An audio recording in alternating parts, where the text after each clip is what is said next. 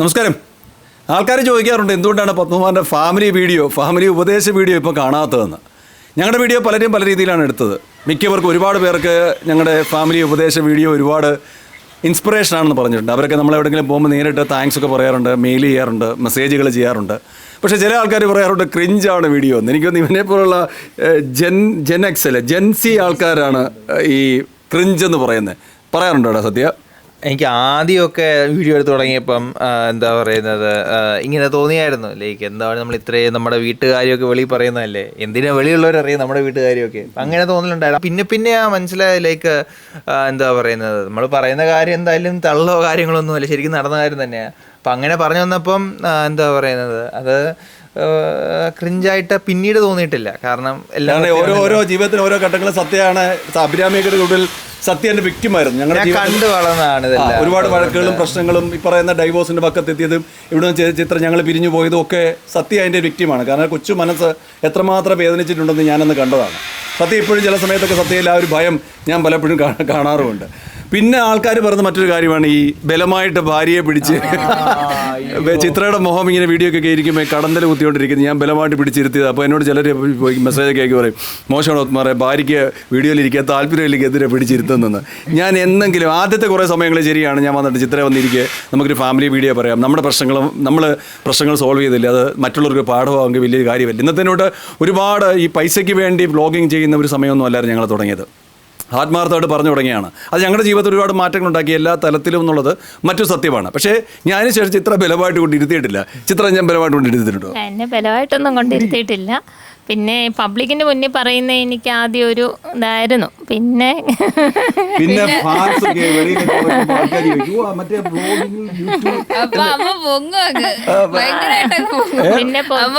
ആൾക്കാരൊന്ന് ചോദിക്കും എവിടെയോ കണ്ടു പരിചയമുണ്ട്. പിന്നെ കൊച്ചിലെ മുതലേ എനിക്ക് പുറത്തിറങ്ങുമ്പോഴത്തേക്കും ഈ എല്ലാരെയും കാണുമ്പോ ഒക്കെ ഒരു ഇതായിരുന്നു. അപ്പൊ എനിക്ക് ആദ്യം ഈ ഇരിക്കാനായിട്ട് ഇച്ചിരി ബുദ്ധിമുട്ടായിരുന്നു. പിന്നെ എനിക്ക് കുഴപ്പമൊന്നുമില്ലായിരുന്നു. അല്ല ആദ്യത്തെ വീഡിയോസ് ഒക്കെ എടുത്തിട്ട് വരുമ്പോഴത്തേക്ക് ഞങ്ങൾ അന്ന് ഞങ്ങളുടെ ഡൈവോഴ്സ് വീഡിയോസ് ഒക്കെ ഇട്ട സമയത്ത് ചിത്രയുടെ വീട്ടുകാരൊക്കെ ഭയങ്കര പ്രശ്നമായിരുന്നു. എനിക്ക് ഓർമ്മയില്ലേ? ചിത്ര ആഹാരം കഴിക്കാതെ ഇവിടെ വലിയ പ്രശ്നമൊക്കെ ഉണ്ടാക്കി. അത് മോശമല്ലേ നമ്മുടെ കാര്യം പറഞ്ഞു. ഞാൻ പറഞ്ഞു ചിത്ര അതിന്റെ എഫക്റ്റ് നോക്ക്. പക്ഷേ ഡേയ്സ് കോഴ്സ് കൊണ്ട് അതിങ്ങനെ വീഡിയോസ് വന്നപ്പോൾ എല്ലാവരും അതിൻ്റെ ഒരു പോസിറ്റീവായിട്ടുണ്ട്. അഭിരാമി അതിൻ്റെ ഒരു ഗുണഭോക്താവാണ് അല്ലേ അഭി? അതെ, എന്നോട് ഫ്രണ്ട്സിൻ്റെ ഒക്കെ വിചാരം ഫ്രീഡം എന്ന് പറയുന്ന പുറത്ത് പോവുക, കറങ്ങാൻ പോവുക അങ്ങനെയൊക്കെയാണ്. പക്ഷെ എന്നെ സംബന്ധിച്ച് ഫ്രീഡം എന്ന് പറയുന്നത് എൻ്റെ വീട്ടിൽ വരുന്ന, എനിക്ക് വീട്ടിൽ കിട്ടുന്ന ഒരു സ്വാതന്ത്ര്യമാണ്. ഇപ്പൊ ഫ്രണ്ട്സിനെ പുറത്ത് കറങ്ങാൻ വിളിക്കുന്നതിനെക്കാട്ടിലും ഞാൻ പ്രിഫർ ചെയ്യുന്ന എൻ്റെ വീട്ടിലിരിക്കാനാണ്. പണ്ട് ഓർമ്മയില്ലേ മറ്റേ ഇല വന്ന് മുള്ളേ വീണാലും മുള്ളു വന്ന് ഇല വീണാലും എന്ന് പറഞ്ഞ് നമ്മൾ രണ്ടും കൂടെ സംസാരിച്ച വീഡിയോയ്ക്ക് എന്തുമാത്രം മോശം കമൻസാ വന്നെന്നറിയാവോ? ഒരു മോളോട് അച്ഛൻ പറഞ്ഞു മോളെ ഇല വന്ന് വീണാലും മുള്ളു വന്ന് ഇല വീണാലും ഒക്കെ ഭയങ്കര കോംപ്ലിക്കേഷൻ, പെണ്ണിനാണ് പ്രശ്നം എന്നൊക്കെ പറഞ്ഞാൽ എന്നെ ഒരുപാട് ആൾക്കാർ ട്രോളി. പക്ഷെ അത് അവളെ സംബന്ധിച്ചോളം ഒരു അച്ഛന് പറഞ്ഞാൽ പേരൻസിന് പറഞ്ഞു കൊടുക്കാൻ പറ്റിയ ഏറ്റവും വലിയൊരു കാര്യമാണ്. കാരണം ഒരു പെണ്ണ് നമ്മൾ എത്ര ഫ്രീഡത്തെക്കുറിച്ച് പറഞ്ഞാൽ ആ പെണ്ണ് എപ്പോഴും സുരക്ഷിതയാണെന്ന് നമ്മുടെ സമൂഹം തെളിയിക്കുന്നത് അവളോട് അത് വിചാരിക്കുമ്പോഴാണ്. എനിക്കൊരു ബൗണ്ടറി നിശ്ചയിച്ച് യാത്ര ചെയ്യുമ്പോൾ ഒരു പെണ്ണ് യാത്ര ചെയ്യുമ്പോൾ മാത്രമേ അവൾ പൂർണ്ണ സുരക്ഷിതയാവൂ. ആ ഒരു ബൗണ്ടറിയാണ് ഓരോ പേരൻസും ഈ പറയുന്ന ചെറിയ ചെറിയ ഉപദേശങ്ങളോട് പറഞ്ഞു കൊടുത്തത്. അതാ അഭിരാമിയെപ്പോലുള്ള ഒരു മകൾക്ക് അത് ഒരുപാട് മാറ്റം വരുത്തി. അത് സമൂഹത്തിൽ മാറ്റം വരുത്താനാണ് നമ്മൾ അന്ന് അങ്ങനെ ഒരു കാര്യം പറഞ്ഞത്. ഓരോ പേരൻസും ഓരോ ടോർച്ച് ലൈറ്റാണ്. നമ്മൾ വഴി കാണിച്ചു കൊടുക്കുക മാത്രമാണ് ചെയ്യുന്നത്, അല്ല ചങ്ങല ഇട്ടിട്ട് കൊണ്ട് നടക്കുകയല്ല ചെയ്യേണ്ടത്. സത്യകാപിക്ക് ഒരിക്കലും നമ്മൾ അങ്ങനെ ചെയ്തിട്ടില്ല. നമ്മൾ കല്യാണം കഴിച്ചു, മക്കളുടെ പേരിൽ കുറേ സമ്പാദ്യം ഉണ്ടാക്കി വെക്കുക, അച്ഛനും അമ്മയും വഴക്കുണ്ടാക്കുക, അച്ഛനും അമ്മയും ദുഷിച്ച സ്വഭാവങ്ങൾ മക്കളുടെ മുമ്പിൽ അവതരിപ്പിക്കുക. ഇപ്പോൾ സ്ഥിരമായിട്ട് മദ്യപിച്ച് വരുന്ന ആൾക്കാർ പലർത്തും ഉണ്ട്. എന്നിട്ട് മദ്യപാനം മോശമാണെന്ന് മക്കളോട് പറയണം. അവരെങ്ങനെ കേൾക്കും? കാരണം അവർ അച്ഛനും അമ്മയും ചെയ്യുന്നത് മദ്യപിക്കുകയാണ്. മദ്യം തെറ്റാണെന്ന് അവർക്ക് ഒരിക്കലും തോന്നാറില്ല. ഞാൻ സിഗരറ്റ് വലിക്കുന്ന സ്വഭാവം ഉണ്ടായിരുന്നു, ബാത്റൂമിൽ നിന്ന് സിഗരറ്റ് വലിക്കുന്ന സ്വഭാവം ഉണ്ടായിരുന്നു. എൻ്റെ സിഗരറ്റിൽ നിർത്തിയത് അഭിരാമിയാണ്. ഓർമ്മയുണ്ടോ അഭിരാമി ആ ദിവസം? അന്ന് ഞാൻ കാരണം അച്ഛൻ നിർത്തിയത് ചള്ളയിലല്ല, അവളെന്നോട് പറഞ്ഞു അച്ഛൻ സിഗരറ്റ് വലിക്കരുത്, എനിക്ക് വലിയ ബുദ്ധിമുട്ടാണ്. അവളൊരു കുറെ കൊച്ചാണ്. ശരിക്കും അത് ഞാൻ കേൾക്കുകയാണ് ചെയ്തത്. അതിന് ശേഷം ഞാൻ സിഗരറ്റ് ഉപയോഗിച്ചിട്ടില്ല. ഞാനും കരുതി എന്തിനാണ് ഒരു വീടിനകത്ത് എൻ്റെ മാത്രമല്ല ഒരു വീടെന്ന് പറയുന്നത്, കുടുംബം എന്ന് പറയുന്നത് എല്ലാവരും കൂടെ ചേരുന്നതാണ്. ഒരാൾക്ക് ഇഷ്ടമല്ലാത്ത കാര്യം എന്തുകൊണ്ട് വീടിൻ്റെ അകത്തളങ്ങളിൽ എനിക്ക് ഒഴിവാക്കിക്കൂടാ? ആദ്യം പിന്നീട് ഞാൻ പുറത്തത് ഉപയോഗിച്ചു, പിന്നീട് ജീവിതത്തിൽ ഒഴിവാക്കുകയാണ്.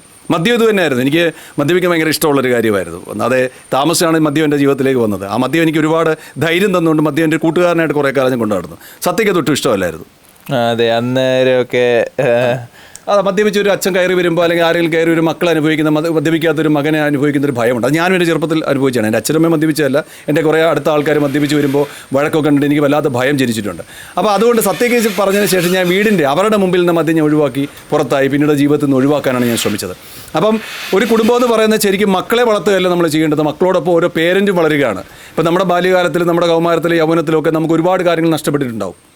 അതൊക്കെ നമ്മൾ വീണ്ടെടുക്കേണ്ടത് നമ്മുടെ കുടുംബത്തിലൂടെയാണ്. എൻ്റെ ബാല്യം, നഷ്ടപ്പെട്ട ബാല്യം ഞാൻ കണ്ടത് സത്യയുടെ അഭിരാമിയുടെ കൂടെ വളർന്നപ്പോഴാണ്. അവരോടൊപ്പം ഞാൻ ആ ബാല്യം ആസ്വദിച്ചിട്ടുണ്ട്. അവരുടെ കൗമാരം ഇപ്പോൾ യുവാവായിക്കൊണ്ടിരിക്കുന്ന സത്യ, ആ യൗവനം ഒക്കെ ഞാൻ അനുഭവിച്ചത് ഇപ്പോൾ പുതിയ യുവത്വം അനുഭവിക്കുന്ന അവരോടൊപ്പം തന്നെയാണ്. അപ്പോൾ കുടുംബം എന്ന് പറയുന്ന ഒരു മ്യൂച്വൽ അണ്ടർസ്റ്റാൻഡിംഗ് ആണ്, ഗീവ് ആൻഡ് ടേക്ക്. അവരിൽ നമ്മൾ പഠിക്കുക, നമ്മളിൽ നിന്ന് അവർ പഠിക്കുക.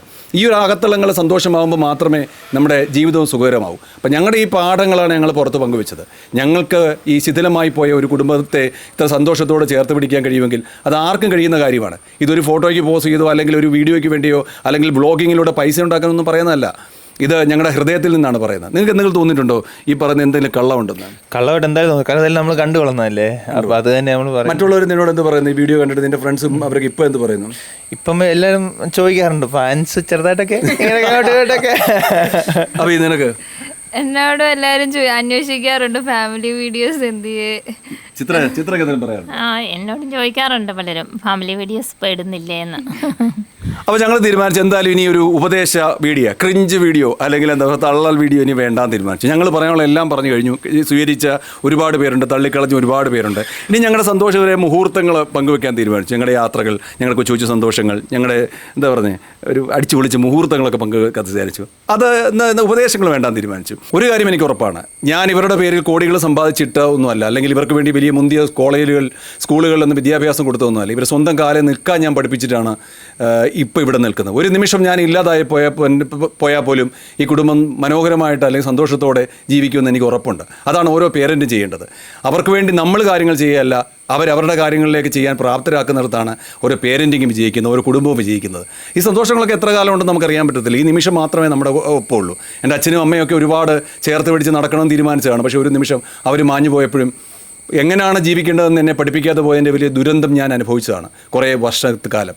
അത് ഇവർക്കുണ്ടാകുന്ന കരുതിയാണ് ഒരു ആസ് എ പേരൻറ്റ് നമുക്ക് ചെയ്യാൻ പറ്റുന്ന ഏറ്റവും വലിയൊരു കാര്യം അവരെ സ്വന്തം കാലം നിൽക്കാൻ പഠിപ്പിക്കുക എന്നുള്ളതാണ്. അപ്പോൾ അതുകൊണ്ട് ഞങ്ങൾ ഈ ഫാമിലി ഉപദേശ വീഡിയോ ഇവിടെ വൈൻഡപ്പ് ചെയ്യുകയാണ്. ഞങ്ങളോട് സഹകരിച്ച എല്ലാവർക്കും ഒരുപാട് നന്ദിയുണ്ട്. ഈ പറഞ്ഞൊക്കെ സത്യമായിരുന്നു. നിനക്ക് എന്തെങ്കിലും പറയാനുണ്ടോ? ഇല്ല, വേറെ ഈ ഇത് കൂടുതൽ എന്ത് പറയാനല്ലേ, പറയാനുള്ളതെല്ലാം പറഞ്ഞു. അഭിരാമിക്ക് ചിത്ര ഇനിയെങ്കിലും ഇനിയൊന്നും പറയാനില്ല.